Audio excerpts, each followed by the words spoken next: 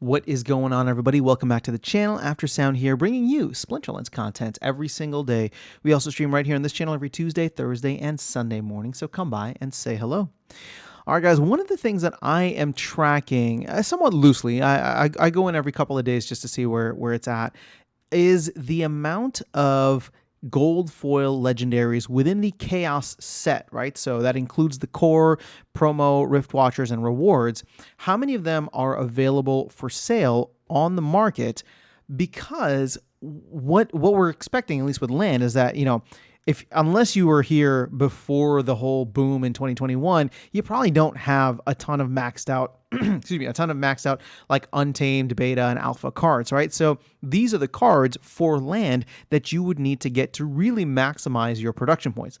And sure, not every land is going to be maxed out. I don't really think that, it's probably not even possible for each land to have maxed gold foil legendaries, but where it does matter are for a lot of the magical or occupied or legendary plots, for example, right? Epic and legendary plots where it makes the most sense because you're getting all these multipliers, all of these boosts.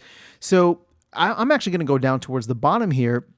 And these are the prices that I'm tracking that have slowly started creeping up. I mean, they were in the 60s last week, and we're starting to see them pick up a bit more. But more importantly, what we're seeing, and let me just focus in on the core set right now, what we're seeing is, some of these are in the low teens, some of these are in the single digits, right, for Chaos Legion. And the reason that I'm super focused on Chaos Legion is because these are the only ones that can be printed more of. That can be printed more of, at least right now. Obviously, with Rift Watchers, there's still 2 million packs available for sale. But with that's not Rift Watchers, this is Rift Watchers, but these are also at a much higher premium than the other cards. So really what we're focusing in on, we can exclude the promo and Rift Watchers and see where we kind of line up with on the core as well as rewards. And these are not soulbound rewards, but just the regular reward cards that you're receiving before the January 31st update. So, as we go through here, I think a lot of these rewards cards, and let's specifically focus in on these guys, there's still a ton of them, right? You look at Jin Bilgeka, for example, and Harklaw, like these guys have the same value as their counterparts here, someone like a Lyra the Dark or Eyes of the Fanged. But what we're seeing, and we can just pull all of them in, what we're seeing is that there's a lot more of them, obviously, first of all, in circulation, and then secondly, in the amount that are for sale, right? So there's like 32, 37 versus like 11 and 17 respectively for Chaos Legion. So once we start to see these dry up from a sales perspective, the reason I'm focusing in on this is because I'm using it as a gauge for when pack sales may start to pick up, and maybe not even pack sales, but pack openings start to pick up. Because if somebody wants to max out their cards, right, or if they know other folks are maxing out their land, right, and wanting those gold foil legendaries, I think you're getting a lot of people that start either rolling the dice or rolling the dice because the numbers start to look much better. So I'm looking at these cards in conjunction with Splinter cards over here and watching where this estimated value is. Now, we saw the estimated value jump up to $2.40. Obviously, this is very dynamic. It includes everything within Chaos Legion, not just the gold foil legendaries. Although I will say that the gold foil legendaries very highly skew the data, right? Because those are just priced so much higher. So they bring the average up significantly, even though they're not, you don't pull them as often, or the chances of you pulling them are much lower in terms of all of the other cards. But the whole point of what I'm trying to get at here, and I'm using this as a barometer to share this with you guys, then hopefully if you'll share with me what your barometers are, we can kind of brainstorm to see where and when we can expect the market to kind of pick up from a scarcity perspective. Again, it's not that I'm expecting things to moon necessarily, but as more people decide like, hey, you know what?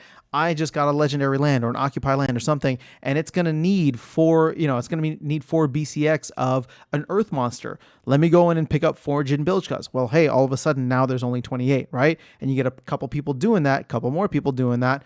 We're going to start to see that supply shrink. So there's still plenty of time, probably 2.5 months or hopefully less than that between now and when we get land phase 1.5. So you might have people that are dollar cost averaging their way into this, but at some point I would expect the supply to dry up because there's just not enough gold foil legendary cards out there for everyone to really be maxing out their land. And, to look at the counterpoint to this, well, maybe people just can't afford it, right? There's a bunch of landowners out there, and they're just not going to focus in on getting max gold foil legendary. So this could all be for naught, right? But at the end of the day, I do think that there are a lot of lands out there that are significant enough in terms of the return that they could potentially provide, whether it's occupied land, whether it's magical land, whether it's legendary, or even like keeps and castles, right? But ultimately, I do think that we will see at some point people start to transition to these cards.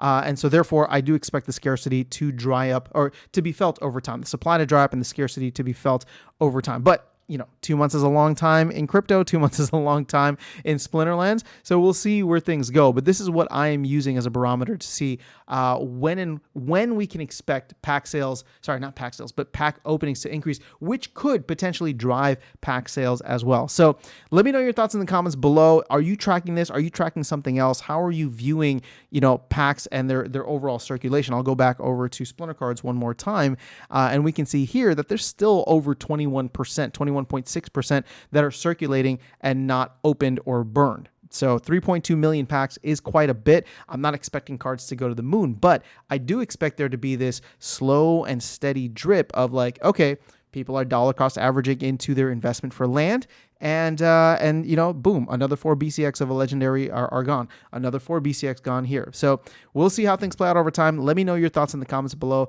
Would love to catch you all in the next video and see you around the game. Take care.